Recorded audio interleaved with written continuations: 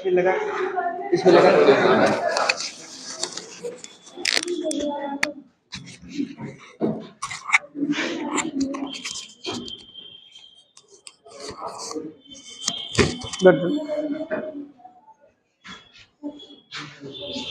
कहाँ पे थे कल हम लोग? Acid base concept, limited Lewis acid base concept.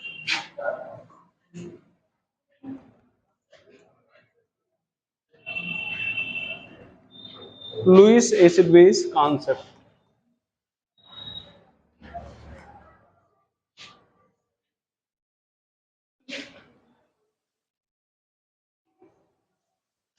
यहां पर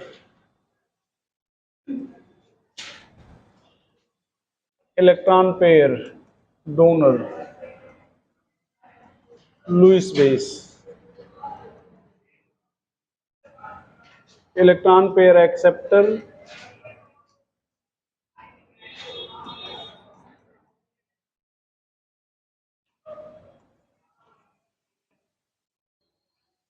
लुईस एसिड। तो इलेक्ट्रॉन पेयर अगर डोनेट कर रहे हैं तो ये क्या है? लुईस बेस हैं, और अगर एक्सेप्ट कर रहे हैं तो क्या है? लुईस एसिड हैं। ठीक है, तो इलेक्ट्रॉन पेयर डोनेट करने वाले स्पीशीज को हम लोग क्या कहें बेटा? लुईस बेस, और एक्सेप्ट करने वाले को लुईस एसिड। जैसे यहाँ पर अमोनिया ले लिया जाए,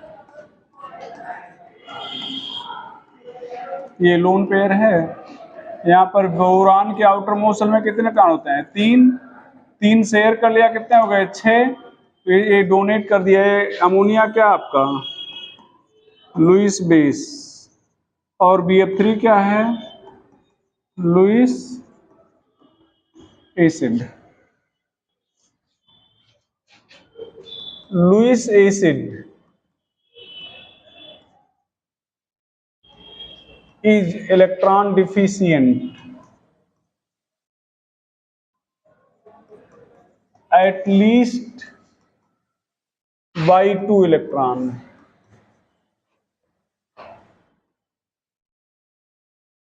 Lewis base has lone pair. तो लुईस बेस के पास लोन पेयर होता है या इलेक्ट्रॉन रिच हो, कह सकते हो? ये इलेक्ट्रॉन रिच होता है।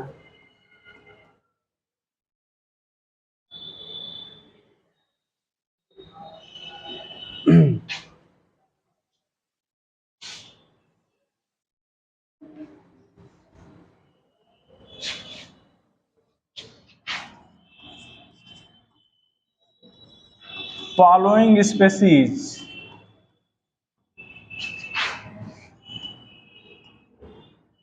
are Lewis acid. अच्छा, ये इलेक्ट्रोफाइल भी होते हैं बेटा। 2 इलेक्ट्रॉन की कमी है ना, तो इलेक्ट्रॉन मिल जाए तो एक्सेप्ट करेंगे, मतलब इलेक्ट्रॉन पसंद कर रहे हैं, इलेक्ट्रोफाइल हैं। और ये क्या है? न्यूक्लियोफाइल कह सकते हो, कह सकते हो, होते ही हैं। कहोगे क्या? न्यूक्लियोफाइल। यहां पर पहला species in which central atom has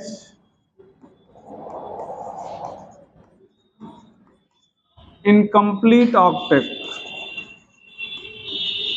at least by 2 electron. Incomplete octet at least by 2 electron.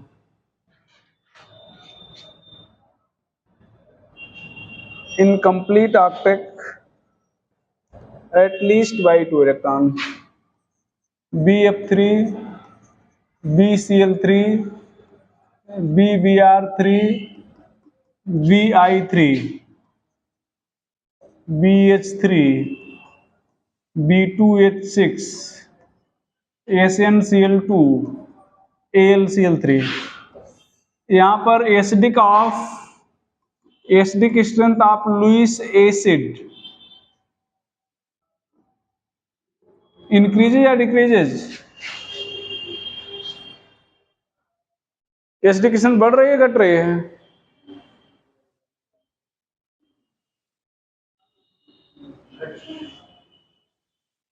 Increases. कारण क्या है, ध्यान दो, आपको केमिकल बॉन्ड पढ़ाए थे तो बताए थे VF है ना, ये ध्यान दो, ये क्या है, इसके पास इलेक्ट्रॉन ऑर्बिटल वैकेंट है और इसके पास लोन पेयर बैक डोनेट कर देगा। लेकिन जैसे आप इधर ClBrI की साइज में जाओगे, तैसे ये आयोडीन की साइज क्या हो जाएगी, काफी बड़ी हो जाएगी। ध्यान दो, ऐसे यहाँ पर आयोडीन की साइज क्या हो जाएगी, काफी बड़ी हो जाएगी, और जबकि इसके कंपेरिजन में ये बोरान क्या है, छोटा रह गया है। तो यहाँ पर डोनेशन के चांस क्या हो जाएंगे, कम हो जाएंगे। तो जैसे जैसे आप आगे जा रहे हो, साइज में डिफरेंस क्या है, बढ़ता जा रहा है, बैक डोनेशन की संभावना घटती जा रही है। तो यहाँ पर बैक डोनेट करके इलेक्ट्रॉन को पूरा कर दिया आर्कटेक, लेकिन यहाँ पर डोनेशन बैक हो नहीं पाएगा। ठीक बेटा, तो ये चीज है। तो ये इतना याद रखेगा कि एसिडिफिकेशन तो यहाँ पर क्या है, बढ़ रही है। आगे बेटा एक पॉइंट लिखे हो ना, दूसरा point,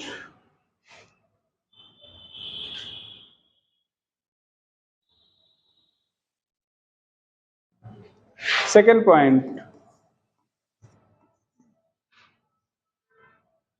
species which has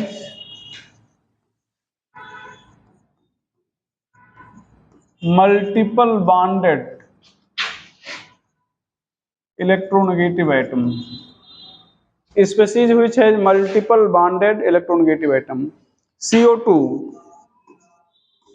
SO2, SO3,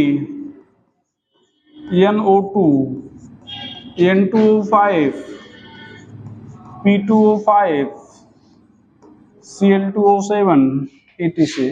अच्छा, एक और चीज ध्यान देना बेटा, इधर ध्यान दो, ये सब नॉन मेटल के ऑक्साइड हैं और लुईस के अनुसार ये क्या हैं, एसिड हैं।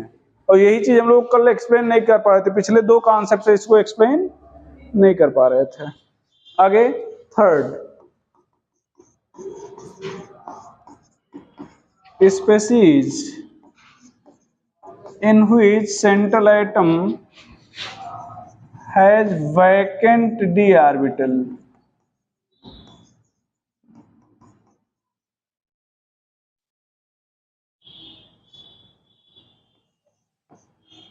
FeCl3, SbCl5, SnCl4, ये ZnCl2 वैकेंट P है। अगर आपसे ध्यान दो, ये जो ZnCl2 ने सर्कल कर दिया एक तरह से विवादित है। विवादित इन द सेंस, अभी जैसे इन चारों में कह दिया जाए कौन लुईस एसिड नहीं है, तब ZnCl2 को अलग करेंगे। बात हो रहा है ना। और हम लोग हर जगह पे इसको लुईस एसिड, जैसे जहां जरूरत पड़ती है लुईस एसिड लेना है तो इसको लेते भी हैं। ठीक है, तो अब ना तो ये ऊपर वाली कंडीशन को बैक मतलब इनकम्प्लीट ऑर्बिटल वाली कंडीशन को फुलफिल नहीं कर रहा है, वैकेंट डी ऑर्बिटल वाली कंडीशन को फुलफिल नहीं कर रहा है, वैकेंट पी है यहाँ पे। ठीक है, तो ये आगे चला बेटा, आगे अगला हो जाएगा few positively charge species, few positively charge species.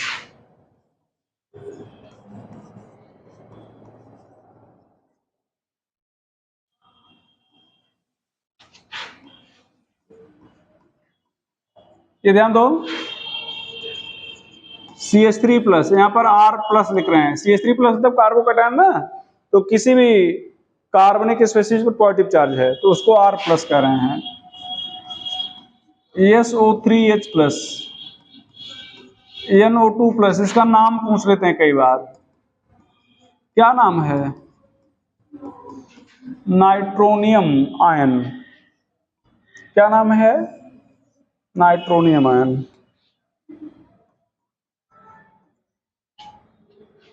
Fe triple plus, H plus, ETC। Note करके, cation of first A, second A, aluminum triple plus and NH4 plus does not do not acts as बोलो भैया Lewis acid. क्यों? क्योंकि जैसे यहाँ पर first A का क्या हो गया, सोडियम प्लस लिथियम प्लस, यहाँ पर क्या potassium plus rubidium plus caesium plus, इन किसी के पास इलेक्ट्रॉन की कमी नहीं है। सोडियम के पास कितने इलेक्ट्रॉन हैं? 10, 2 और 8, 8 तक कंप्लीट है या नहीं कंप्लीट है? तो ऐसा नहीं कि प्लस आ जाए तो लुईस एसिड हो जाएंगे। तो फर्स्ट ए के जो भी कैटायन होंगे, सेकंड ए के कैटायन होंगे, एल्युमिनियम ट्रिपल प्लस है, NH4 प्लस है, तो ये भैया लुईस एसिड नहीं है, नॉट लुईस एसिड।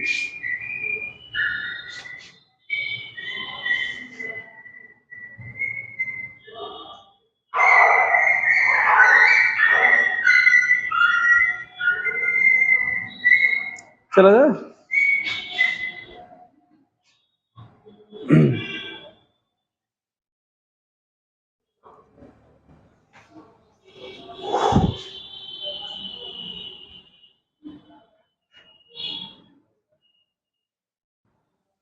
मिटा रहे हैं इसको।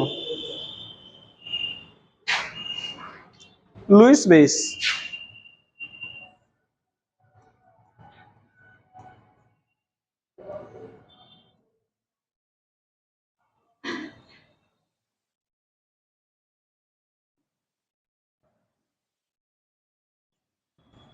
following species acts as Lewis base. पहला बता दिए थे न्यूक्लियोफाइल है,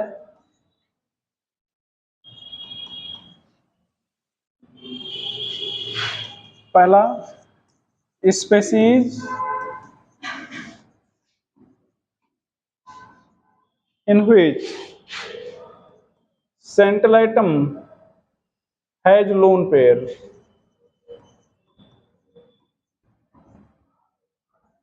but not bonded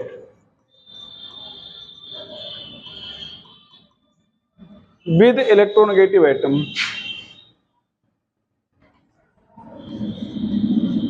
not bonded with electronegative atom, lone pair है लेकिन इलेक्ट्रोनेगेटिव एटम से जुड़ा नहीं है।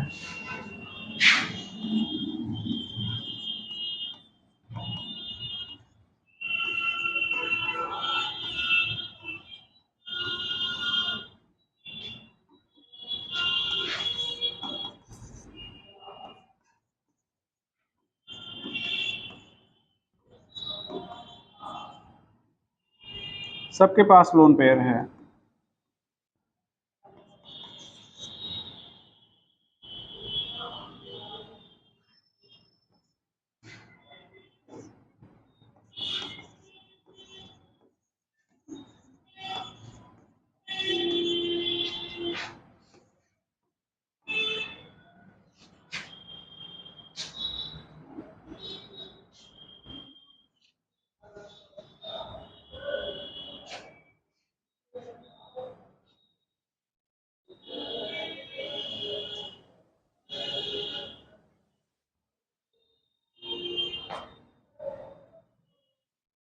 ठीक है, तो यहां पर सबके पास क्या है, लोन पेयर है।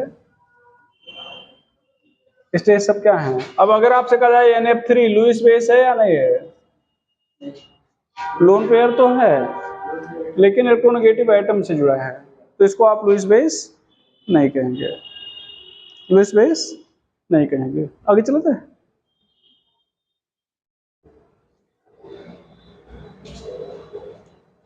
तो ये हो जाएगा लुईस एसिड बेस। दूसरा point,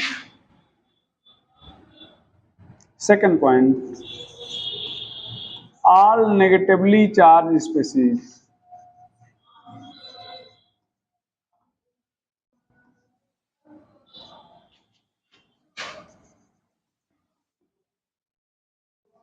all negatively charge species.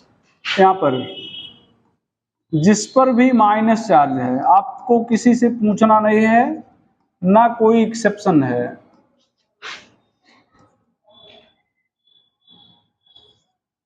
ये OH माइनस है। तो जिस किसी पर भी माइनस चार्ज है that is Lewis base.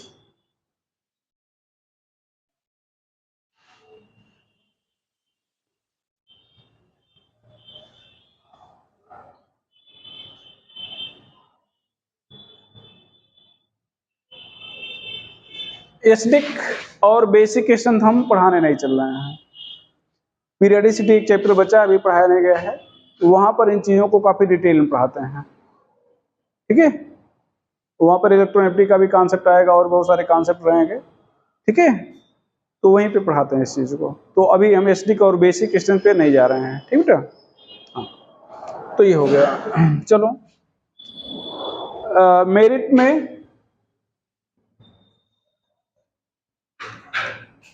Merit में अब यहां पर, हाँ हाँ कर लो।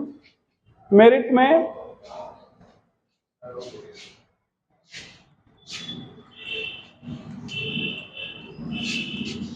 acidic nature of non-metallic oxide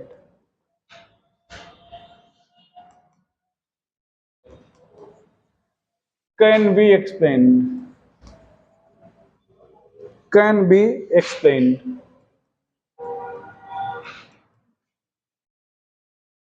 Acidic nature of non-metallic oxide can be explained.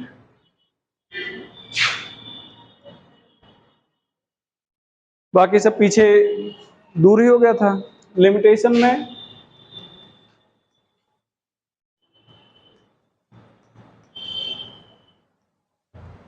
में पहला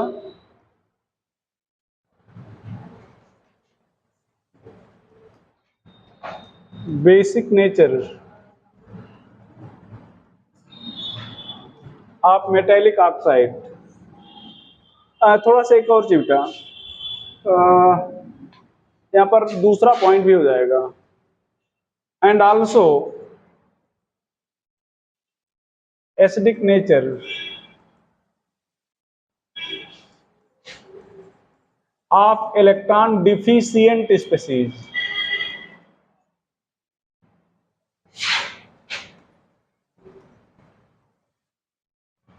ठीक है, तो दोनों का एक्सप्लेन कर लेंगे। दो बार लिखना पड़ रहा है, एक सेंटेंस में हो जाता है। ठीक है, acidic nature of non metallic oxide and electron deficient species can be explain. हमने दो बार कर दिया, आप एक सेंटेंस बढ़ा सकते हो नहीं लिखे हो तो। Acidic nature of non metallic oxide जो कैन बी एक्सप्लेन यहाँ पर लिखे हैं, तो यहाँ पर ऐसा सेंटेंस बना दिया जाए।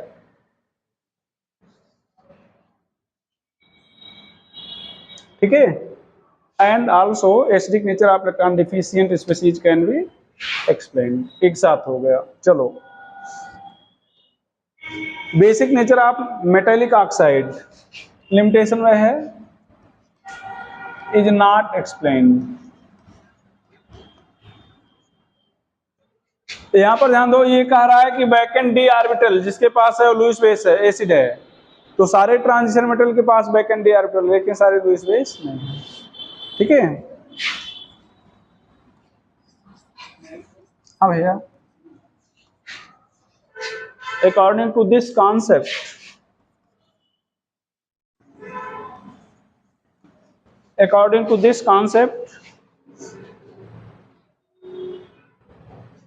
all transition metal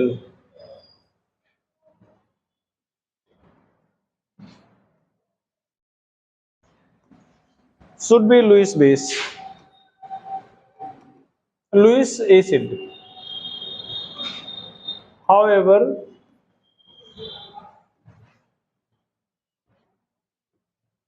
this is not so.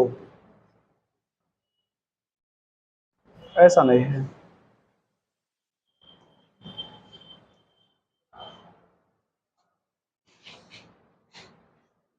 अच्छा, इस कॉन्सेप्ट के अनुसार आर्हेनियस का एसिड लुईस एसिड नहीं है और आर्हेनियस का बेस लुईस बेस नहीं है। ठीक है, लिख लेंगे Arrhenius acid and base are not Lewis acid base.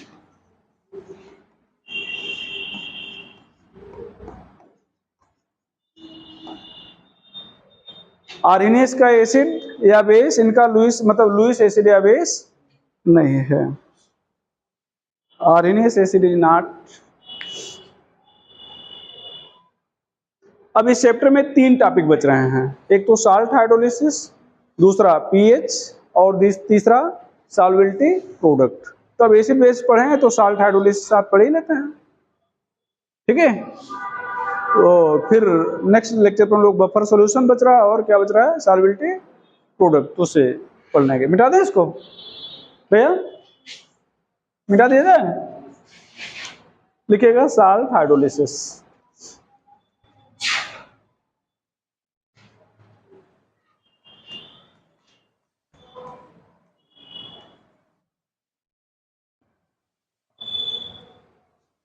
यहां पर ध्यान देना बेटा, ये साल्ट प्लस वाटर यहां पर क्या बनाएगा, acid plus base.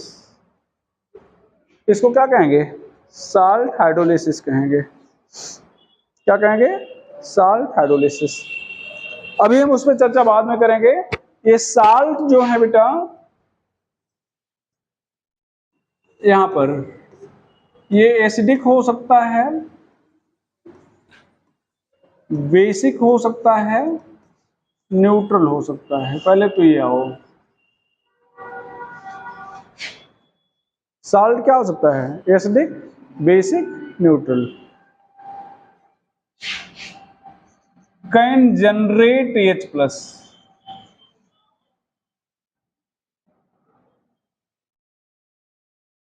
Can generate OH minus, can not generate H plus और OH माइनस। अच्छा, एसिडिक साल्ट में ध्यान देना बेटा, जो एसिडिक साल्ट है आप चाहे तो अलग अलग लिख सकते हो, ये एसिड के इनकम्प्लीट न्यूट्रलाइजेशन से बनेगा। ध्यान दो, H2SO4 है, एसिड है ना, कितने H निकलते हैं, 2। कितने निकलते हैं, 2। और एक H एक OH के साथ जाएगा, तो अब एक H हट गया, उसके जगह पे क्या आ गया, सोडियम। ये एसिडिक साल्ट है। अब यहां पर NaOH ले लो, अभी एक H और बच रहा है, ये क्या है, न्यूट्रल साल्ट है। क्या है, न्यूट्रल साल्ट। H3PO4 NaOH क्या हो जाएगा, NaH2PO4 फिर NaOH, Na2HPO4 फिर NaOH, Na3PO4 whole thrice.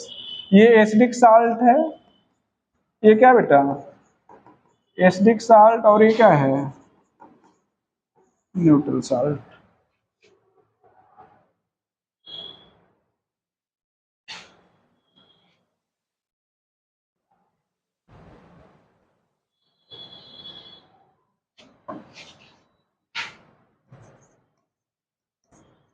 Which one of the following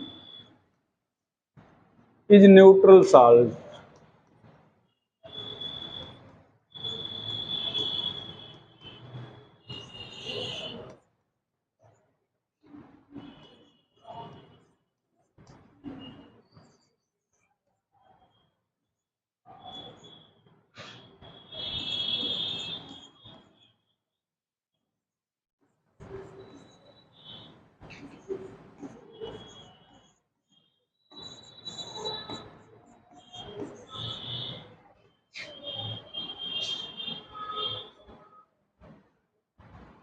क्या होगा?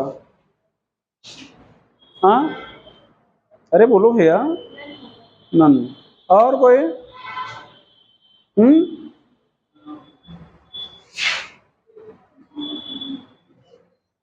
ये H3PO4 से कितने H निकलते हैं? अभी कल ही बताया गया था।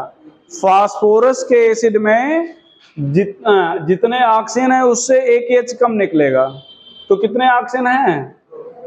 तो इसका मतलब एक H निकलना चाहिए, और वो ऑलरेडी सोडियम ने हटा चुका है। अब कोई H और निकलेगा नहीं। यहां पर कितने ऑक्सीजन हैं? 3। तो कितना H निकलना चाहिए? 2। एक तो सोडियम के द्वारा हटाया जा चुका है, अभी एक और निकल सकता है। ठीक है, तो अब तो बता लेंगे। तो which one of the following is basic salt?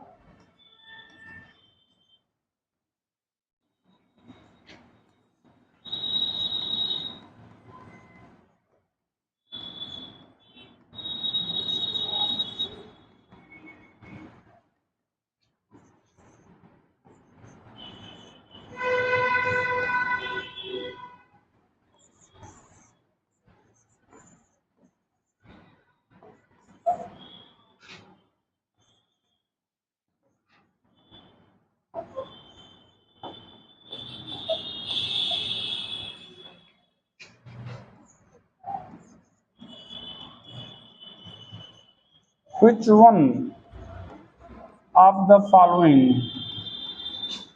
is acidic salt?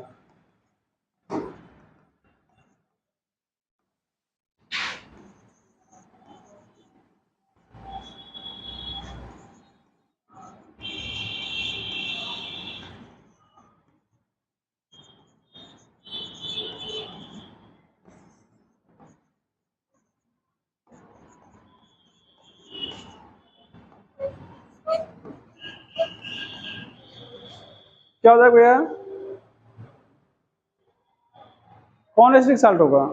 या न्यूट्रल, बेसिक? हाँ, पहला इसमें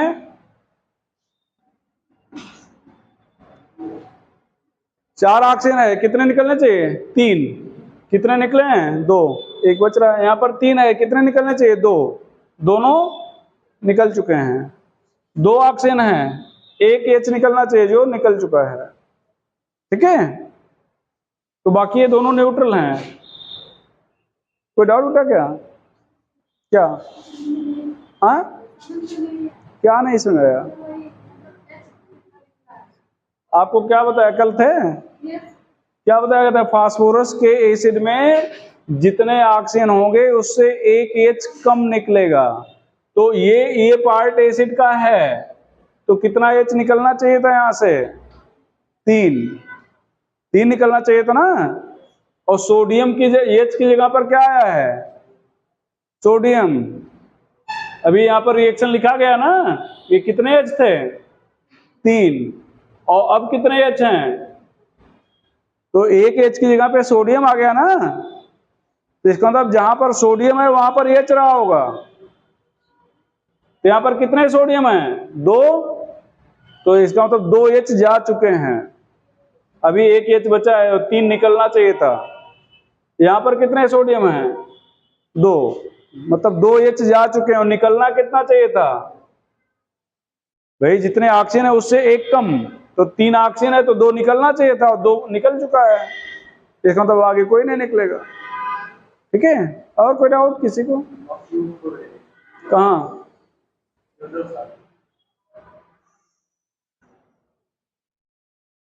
न्यूट्रल साल्ट में?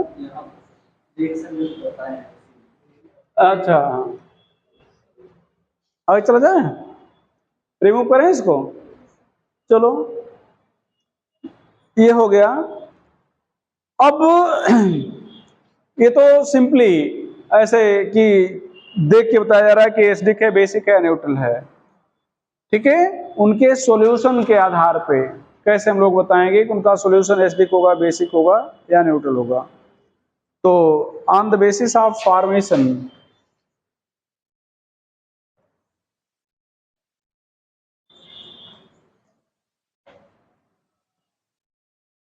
तो यहां पर जो साल्ट बनेगा, ये स्ट्रॉन्ग एसिड स्ट्रांग बेस का साल्ट होगा, स्ट्रांग एसिड, वीक बेस का क्या होगा, salt, weak acid, weak base का साल्ट होगा। और क्या बच रहा है,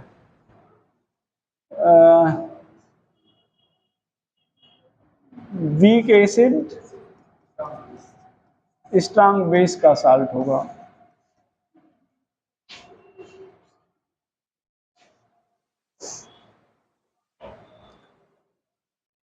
ठीक है,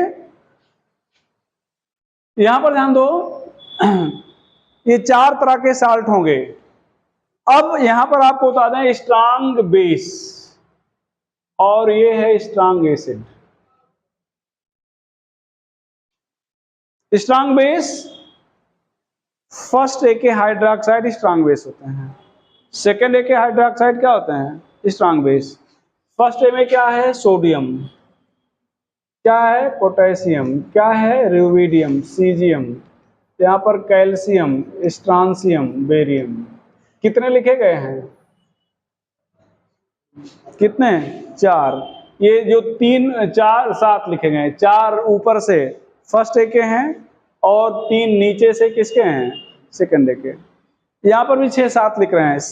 ये ClO4 minus, SO4 double minus, NO3 minus, Cl minus, Br minus, iodine minus. कितने लिखे गए भैया, 6। इन्हीं को याद रखना है, इन्हीं को क्या करना है। हमें नहीं लगता ज्यादा कठिन होगा भाई, ये चारों फर्स्ट ए के हैं और ये 3 सेकंड ए के हैं। ये 3 तो हेलोजन हो गए और 3 और हो गए, इन्हीं को ध्यान रखना है। अब ध्यान देना, इसको हम, इसको ए कह रहे हैं और इसको बी कह रहे हैं।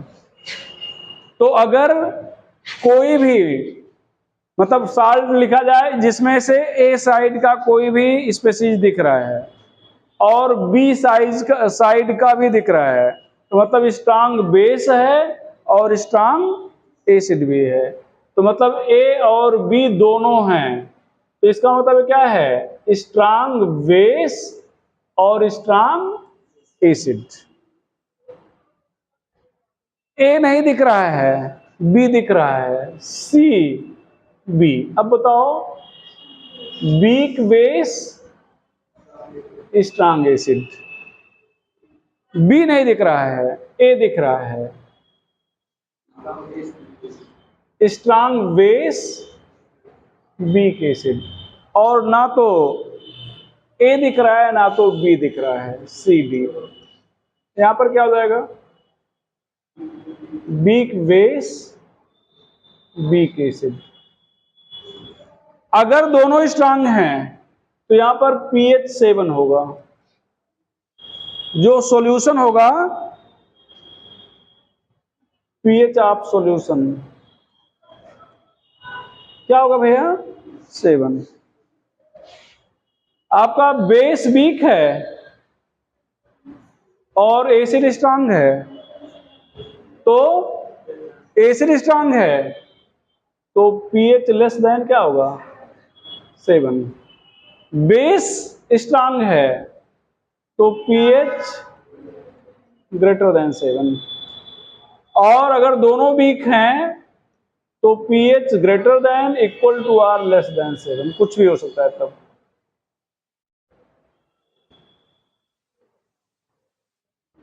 यहां आपको रटना नहीं है, ठीक है।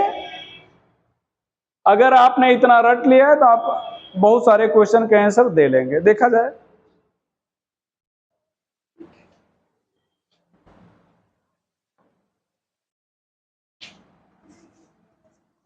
What will be pH of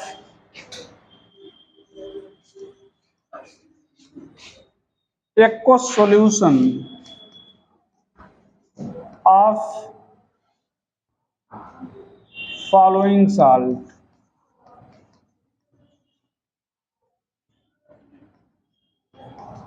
following salt.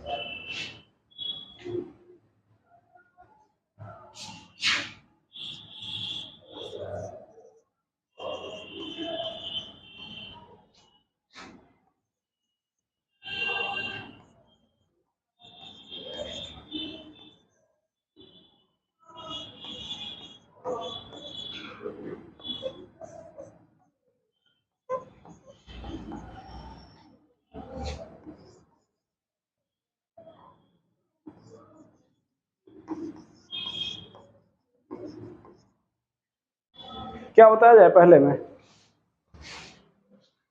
में क्या बताया जाए?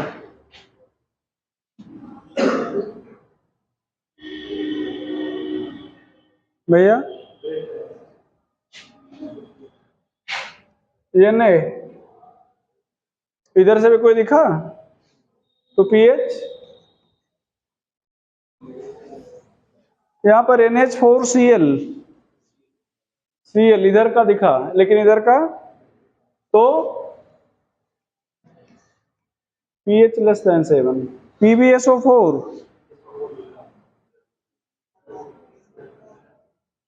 किधर आप बताओ। हाँ PbSO4 pH क्या बताएं? हाँ क्यों भैया? SO4 स्ट्रांग एसिड है और इधर स्ट्रांग बेस नहीं है, तो स्ट्रांग एसिड है मतलब pH क्या होगा? Less than 7. ठीक है बैठ जाओ। यहां पर NaCN ग्रेटर देन 7. यहां पर भैया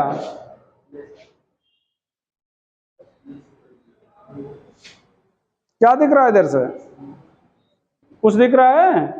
तब मतलब दोनों वीक हैं, तो pH greater than equal to R less than 7. यहां पर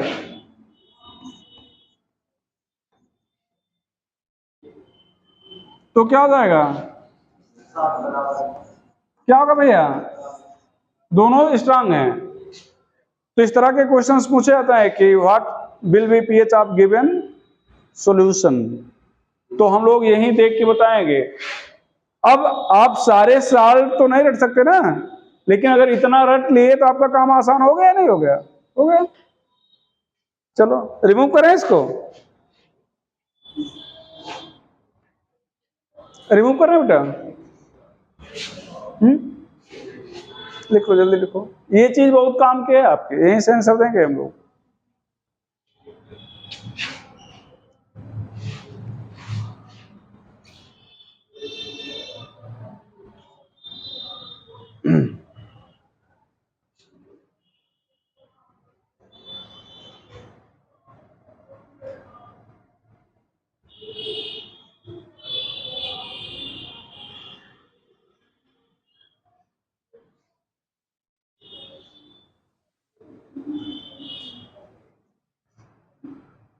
चले बेटा,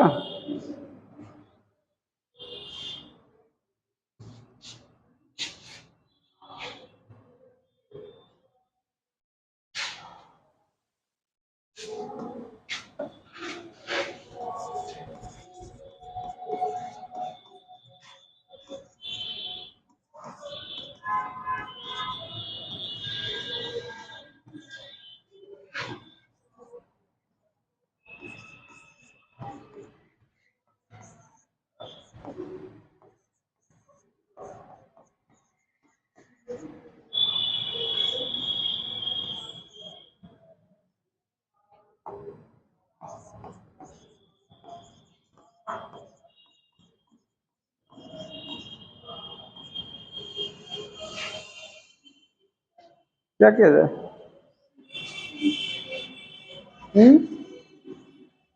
क्यों भैया, इस डाटा से कोई मतलब नहीं है आपका?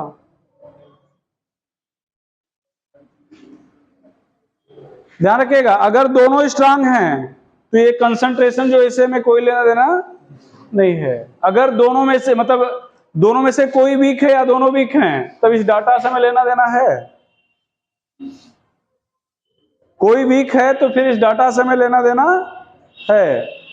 दोनों स्ट्रांग हैं तो उस डाटा से हमें कोई मतलब नहीं है। तो NaCl स्ट्रांग एसिड और स्ट्रांग बेस का साल्ट है, तो इसलिए उस डाटा से हमें कोई मतलब नहीं होगा। ठीक है, अब चलो, अब हम थोड़ा सा साल्ट हाइड्रोलिसिस पे आ रहे हैं, मिटा दें इसको। हम आपको थोड़ा सा फार्मूला डेरिवेट करके बताएंगे, उस डेरिवेशन से आपको कोई मतलब है नहीं। 4 तरह के साल्ट लिखे हो, 4-5 फार्मूला सभी में बनेंगे, पहले में, दूसरे में, तीसरे में 4-5 टाइप के फार्मूला बनेंगे, और आप इंडिपेंडेंटली याद रखोगे, भूल जाओगे। ठीक है, फार्मूला कैसे बन रहे हैं वही आपको दिखाना चाह रहे हैं, बाकी फार्मूले से आपको मतलब है। और एक साथ अभी हम चार्ट बना देंगे, तो आप उसको कंपैरिजन करके विद इन 1 मिनट आप याद कर सकते हो।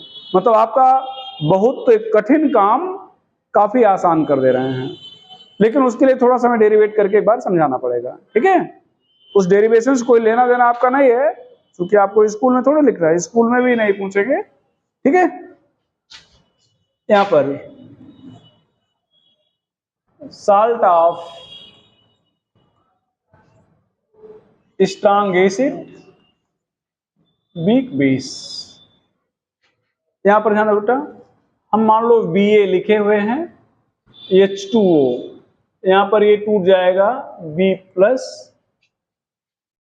या B पॉजिटिव है ना, तो ये BOH और क्या हो जाएगा, HA, क्या हो जाएगा, BOH, ये BOH है।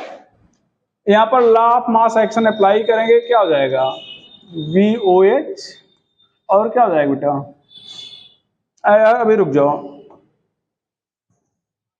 ये आपका जो साल्ट है, साल्ट तो स्ट्रांग इलेक्ट्रोलाइट होता है ना, तो वाटर में तो कंप्लीटली डिसोसिएट हो जाएगा, डिसोसिएट हो जाएगा या नहीं हो जाएगा।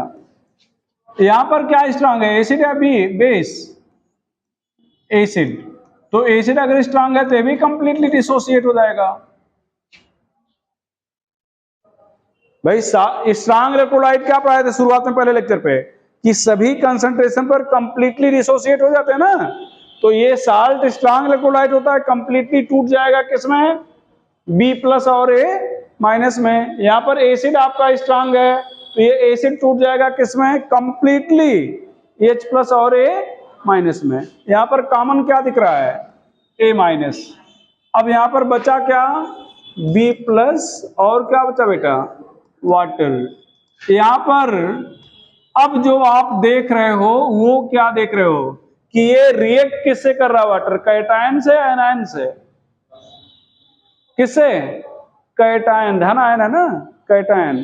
तो यहां पर ये भी पूछना है कि इस टाइप, जब salt of strong acid weak base ले आता है तो किस टाइप की हाइड्रोलिसिस होती है, कैटायनिक, एनायनिक या दोनों, तो आप क्या कहेंगे, कैटायनिक। यही सब दिखाने के लिए हम डेरिवेट कर रहे हैं, बाकी डेरिवेशन समझने जैसे बताया, अभी हम कहते हैं कैटायनिक हाइड्रोलिसिस होगी, आप कैसे समझोगे होगा। ठीक बेटा, तो यहां पर किस टाइप की हाइड्रोलिसिस हो रही है, कैटायनिक हाइड्रोलिसिस।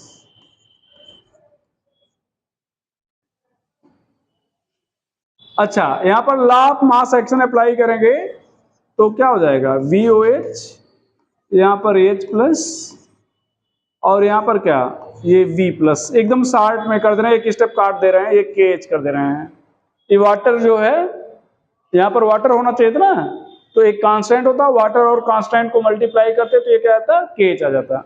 तो KH इक्वेशन 1 है, और इसको कहेंगे हाइड्रोलिसिस कांस्टेंट, क्या कहेंगे। अच्छा, अब यहां वाटर है, वाटर को आपने डिसोसिएट नहीं किया है, तो थोड़ा बहुत तो इलेक्ट्रोलाइट है, डिसोसिएट होगा ही, तो वाटर के लिए क्या लिखोगे, वाटर के लिए फाइनली आप लोग क्या लिखते हो, अरे भाई final equation KW, ionic product आप वाटर लिखते हो ना। अच्छा, ये बेस वीक है तो थोड़ा बहुत तो डिसोसिएट होगा, डिसोसिएट होगा कि नहीं होगा, तो डिसोसिएट होगा तो कैसे होगा, B प्लस और OH माइनस।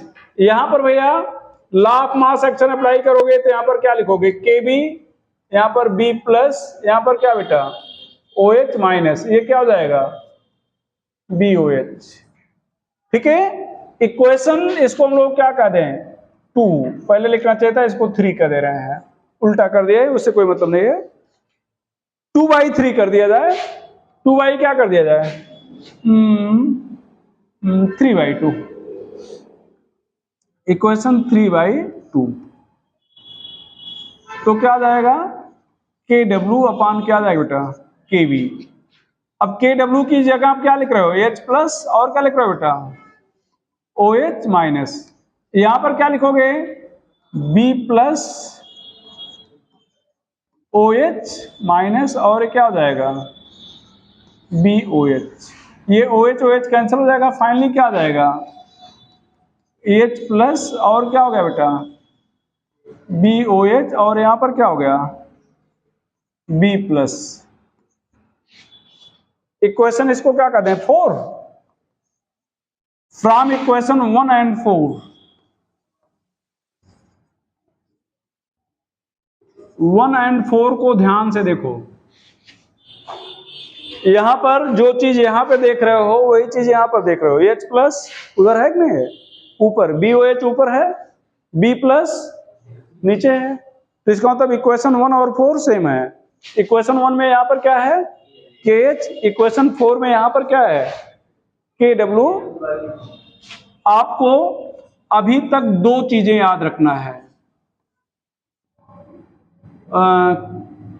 के एच इक्वल टू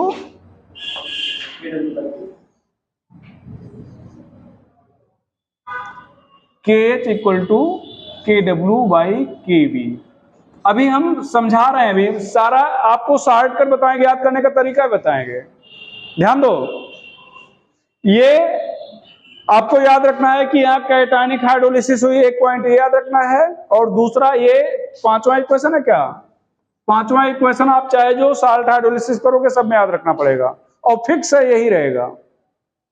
हाँ, अंतर क्या होगा, के H equal to K W सब में रहेगा, नीचे वाला बदलेगा। तो अब नीचे हम क्या लिखेंगे, जो बीक होगा। यहां पर बीक क्या था, बेस, तो बेस का कांस्टेंट नीचे आ गया। अगर एसिड वीक है, एसिड का कांस्टेंट, दोनों वीक हैं, दोनों कांस्टेंट नीचे आ जाएंगे। अब अगर हम डेरिवेट करके समझा दे रहे हैं तो हमें लग रहा है कि आपको चीजें समझ में आ जाएंगी। अगर डायरेक्टली लिखते चलो लिखें तो आप रटोगे, भूलोगे, इसलिए डेरिवेट कर रहे हैं। बाकी इस डेरिवेशन से इससे में कोई मतलब नहीं, हमें मतलब बस केवल एक पॉइंट इससे, एक पॉइंट पीछे साल्ट हाइड्रोलिसिस, कैटायनिक हाइड्रोलिसिस से है। ठीक बेटा, ऊपर करें इसको या लिख चुके हो तो रिमूव कर दें, बाद में टाइम लग जाएगा, नहीं तो पूरा नहीं हो पाएगा, है ना। Degree of hydrolysis, degree of hydrolysis,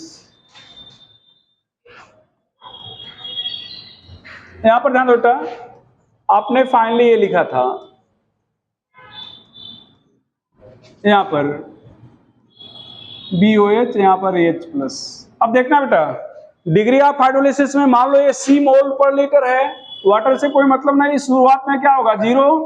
और डिग्री, जब भी डिग्री घटाया जाता है तो 1 से घटाया जाता है, पढ़ाए हैं, degree of dissociation, degree of hydrolysis कुछ भी हो तो 1 से घटाएंगे। तो यहां पर 1 माइनस H, ब्रैकेट खोलोगे तो क्या हो जाएगा, C माइनस CH। अच्छा अब देखना बेटा, एक टूटता है तो एक बनता है, टूटा कितना, तो कितना बनना चाहिए, CH, कितना बनना चाहिए, CH। ये इनिशियल था, शुरुआत में जब आप साल्ट डालोगे तुरंत तो नहीं बन जाएंगे ना, और ये इक्विलिब्रियम पर। अब law of mass action apply करोगे तो क्या लिखोगे, KH, यहां पर CH इंटू CH, और नीचे क्या लिखते हो, ये B प्लस तो रहता है ना, तो C1 माइनस H। अब यहां पर C कैंसिल कर दिया जाए तो KH इक्वल टू क्या हो जाएगा, CH स्क्वायर 1 माइनस H। ये इक्वेशन आगे भी चल रहे हैं। If H is less than 1 तो KH इक्वल टू क्या हो जाएगा बेटा, CH स्क्वायर, या H इक्वल टू क्या, KH अपॉन C होल का रूट। इक्वेशन 5 था ना, ये 6 हो गया, इक्वेशन क्या हो गया, 6। सही तो है ना। अच्छा, अब KH की वैल्यू इक्वेशन 5 से रख दो,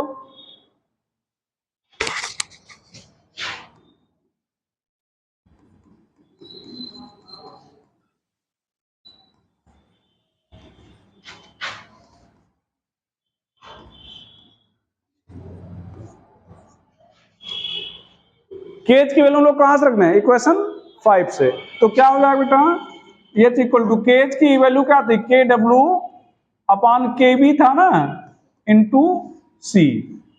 और ये केज की वैल्यू हम लोग क्या कर रहे हैं, रख रहे हैं।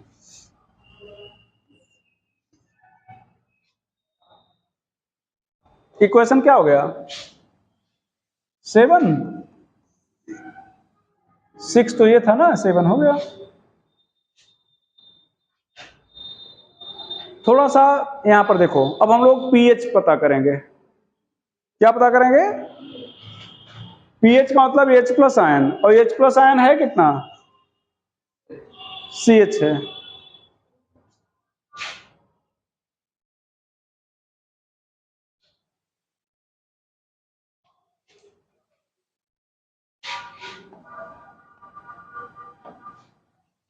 यहां पर देखना बेटा, पीएच यहां पर एच प्लस इक्वल टू क्या है, C H. Substituting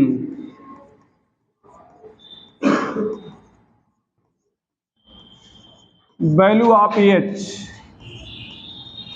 from equation 7, तो यहां पर क्या हो जाएगा बेटा, एच प्लस इक्वल टू बोलो, सी तो रहेगा, एच की वैल्यू के डब्ल्यू, यहां पर के वी इंटू सी। अब ये ऊपर वाला जो सी है, इसको रूट सी इंटू रूट सी कह सकते हैं।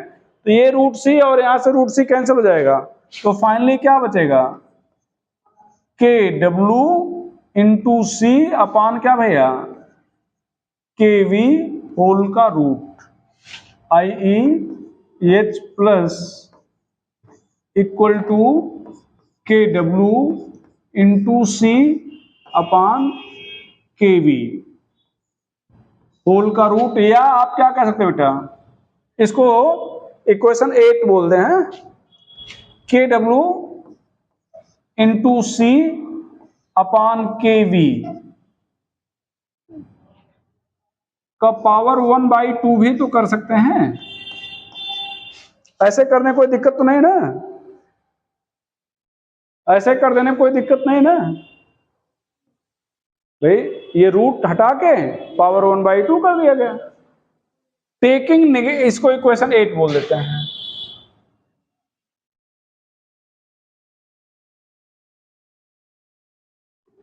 Taking negative log of both side of equation 8, तो यहां पर क्या हो जाएगा बेटा, माइनस लॉग एच प्लस। अब ध्यान देना बेटा, लॉग लेने पर पावर पहले आ जाती है, तो क्या लिखेंगे, माइनस हाफ लॉग, और ये क्या, के डब्ल्यू। यहां पर मल्टीप्लाई किए हो ना, और यहां लॉग लिखोगे तो मल्टीप्लाई क्या होता है, प्लस में। तो अच्छा नेगेटिव लॉग ले रहे हो, तो यहां पर प्लस लिखेंगे, माइनस हाफ लॉग क्या, सी, यहां पर भैया। फिर ये नीचे है, नीचे है, तो इसका भी नेगेटिव लॉग लेंगे, तो माइनस हाफ लॉग क्या होना चाहिए, के भी, लेकिन ऊपर लिखे ले जाके तो क्या हो जाएगा, प्लस। तो क्या लिखे हैं, प्लस हाफ लॉग के भी। अच्छा अब ध्यान देना बेटा, ये माइनस लॉग एच को क्या कहेंगे, पीएच। और कल आपको बताए थे, जिसके भी पहले माइनस लॉग लगा दिया उसको हम लोग क्या जोड़ेंगे, पी। तो यहां पर क्या जोड़ेंगे, हाफ पी के डब्ल्यू। यहां पर इसको पहले लिखते हैं, इसको, ये देखो माइनस है, देखो इधर ध्यान से, माइनस है तो यहां पर क्या, प्लस पी है ना, और प्लस है तो यहां पर क्या, माइनस पी लिख सकते हैं।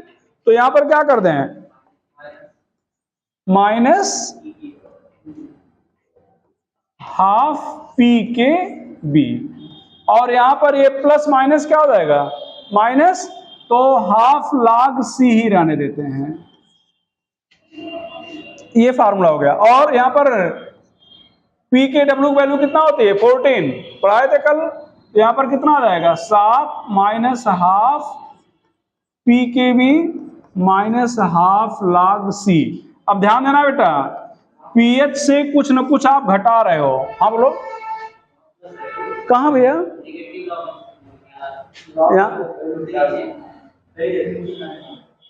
भाई प्लस माइनस माइनस ही रहेगा ना, ये वाला। आज बताओ जल्दी आओ।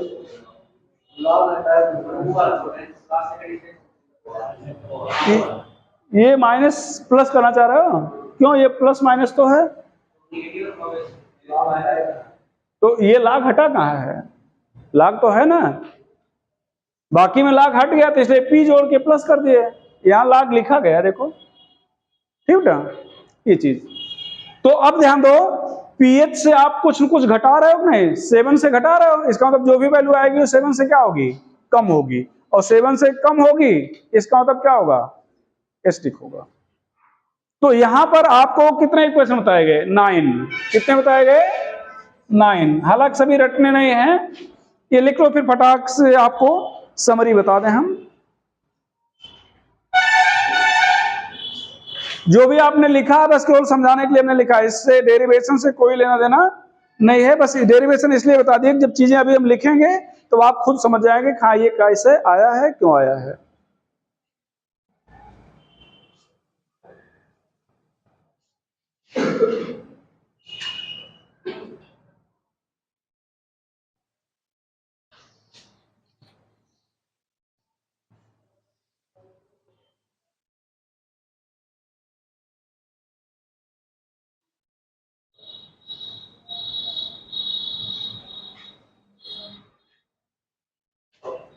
चलो बेटा, चलो अब ध्यान देना, यहां पर आपने लिखा है ये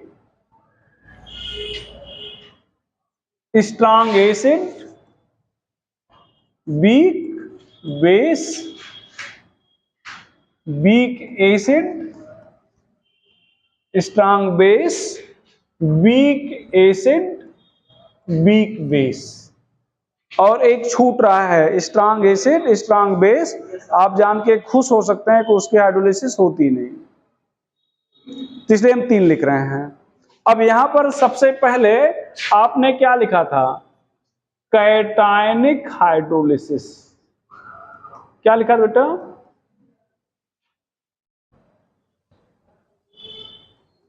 इसको भी आपको आसानी से समझा दे रहे हैं। कैटायनिक हाइड्रोलिसिस, जैसे आप तो अभी आप मान लो अभी दिखाए तो आप समझ में आ गया, हाँ बाद में भूल जाओगे, तो बाद में कैसे रिकॉल करोगे कैटायनिक या आयनायनिक। तो ये बताओ, यहां से सोचो, स्ट्रॉन्ग एसिड है तो पीएच क्या होगा 7 से कम। कम क्यों हुआ, चूंकि H प्लस ज्यादा होगा, H प्लस बनाना तो प्लस बना, इसका मतलब प्लस की हाइड्रोलिसिस हुई है। प्लस बना इसका मतलब प्लस की हाइड्रोलिसिस। भाई यहां समझो, इधर देखो, यहां पर जैसे अभी तो यही तो लिखे थे B प्लस, यहां पर H2O, यहां पर क्या BOH, और यहां पर क्या H प्लस ना। तो अब वाटर में आपका क्या होता है, H प्लस और OH माइनस होता है कि नहीं होता है। तो अब ये B प्लस की हाइड्रोलिसिस होगी, मतलब B प्लस से OH जुड़ेगा तभी तो H प्लस बनेगा। तो H प्लस जनरेट हो रहा है, इसका मतलब इसका वाटर का माइनस पार्ट किसी से जुड़ा, और जुड़ेगा किससे, प्लस से। तो ऐसे आप रिकॉल कर सकते हो, यहां मान लो भूल जाओ कोई बात नहीं, बस दिमाग में सोचना है कि अगर स्ट्रॉन्ग एसिड है मतलब पीएच 7 से कम है। कम क्यों है, H प्लस बना है, जो बना है प्लस बना है तो प्लस की हाइड्रोलिसिस हुई है, कैटायनिक हाइड्रोलिसिस। ठीक बेटा, यहां पर क्या लिखने चल रहे हो, बोलो एनायनिक हाइड्रोलिसिस। क्यों, ये स्ट्रॉन्ग बेस है ना, तो बेस अगर स्ट्रॉन्ग है तो क्या होगा बोलो, मतलब H प्लस कम होगा, OH माइनस ज्यादा होगा। अब OH माइनस ज्यादा है, इसका मतलब माइनस जनरेट हुआ है, और माइनस जनरेट हुआ है तो माइनस की हाइड्रोलिसिस हुई होगी। यहां पर बोथ हाइड्रोलिसिस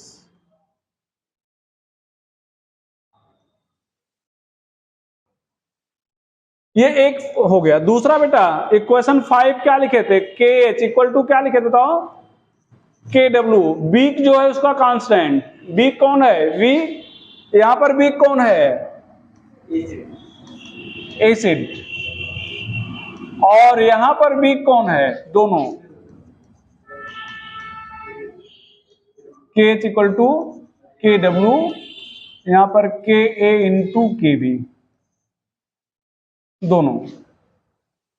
तीसरा इक्वेशन 6 आप लिखे थे, ये तो इक्वेशन 5 है, 6 में क्या लिखे थे वो सभी आपको याद है, जैसे अल्फा इक्वल टू रूट के ए अपान सी करते हो ना, तो वैसे एच इक्वल टू रूट के ए अपान सी, एच इक्वल टू क्या हो जाएगा बेटा, के एच अपान सी, यहां पर भी यही हो जाएगा, एच इक्वल टू के एच अपान सी, और यहां पर एच इक्वल टू रूट के एच, यही एक थोड़ा सा अंतर है, यहां पर सी होगा ही नहीं।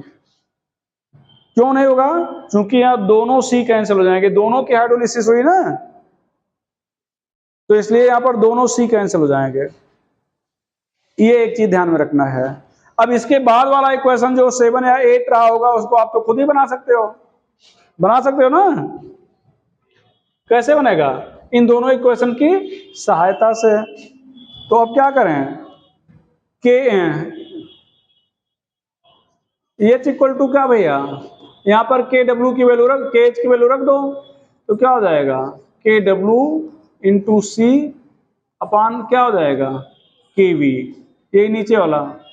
यहां पर क्या लिखो बताओ, एच इक्वल टू बताओ बेटा, के डब्ल्यू इंटू सी अपान के ए, यहां पर क्या, यही पूरा आ जाएगा, के डब्ल्यू के ए इंटू के वी। इसके बाद पीएच, इसके बाद क्या लिखे थे 7, यहां पर ध्यान देना, इधर ध्यान दो, ये इक्वेशन भी याद रखना, हम आपको समझा दे रहे हैं। सेम यहां पर एसिडिक है ना, एसिडिक है, तो इसका मतलब क्या हुआ, दोनों घटेंगे, बेसिक है तो दोनों जुड़ेंगे। चलो देखा जाए, यहां पर हाफ पी के B minus half log c, यहां पर क्या लिखो पीएच बोलो बेटा, 7 प्लस बोलो हाफ पी के ए प्लस हाफ लॉग सी, और यहां पर पीएच क्या लिखने वाले हो, यहां पर एक जुड़ेगा और दूसरा जुड़ेगा कौन, पी के ए, पी के ए पहले में भी घटा है, जुड़ा है, दूसरे में जुड़ेगा, पी के बी जहां रहेगा वो घटेगा, पी के बी जहां भी रहेगा वो क्या होगा भैया, ऐसे समझ लो कि पी के ए हमेशा जुड़ेगा और पी के बी हमेशा घटेगा, यहां भी घटा यहां भी घटेगा।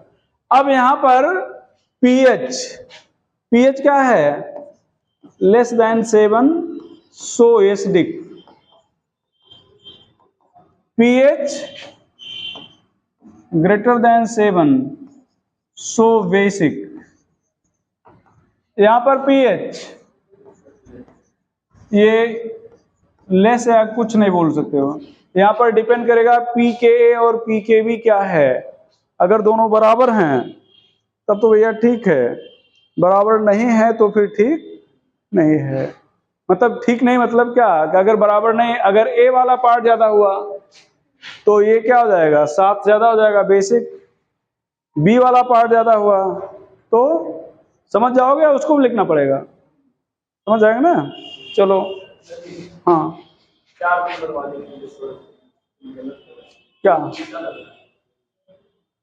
क्या उल्टा,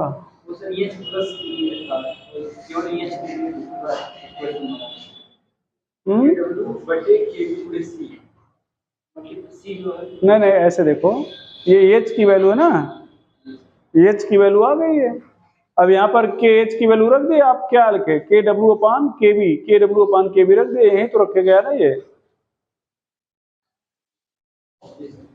है, यही वैल्यू तो रखी, के एच की वैल्यू क्या है, के डब्ल्यू अपान के ए, तो के डब्ल्यू अपान के रख दिया गया, ये के एच की वैल्यू। हाँ अच्छा, सी नीचे है, सी, अच्छा हाँ यार नीचे है सारी यार, ये थोड़ा सा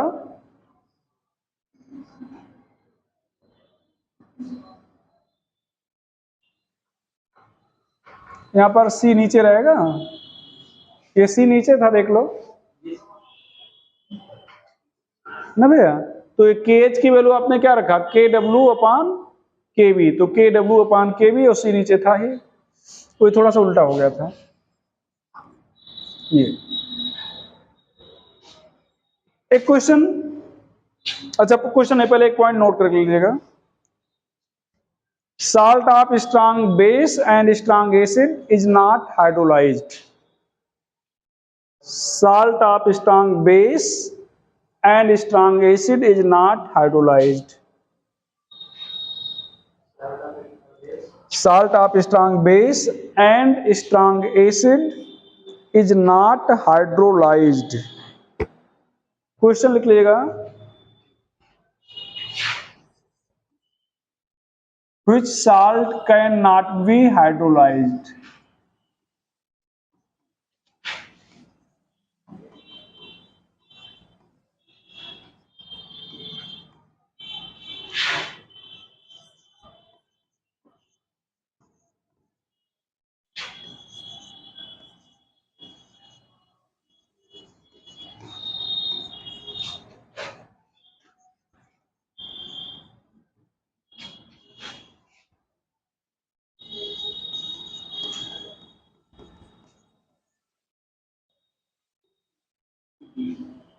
क्या हो जाएगा,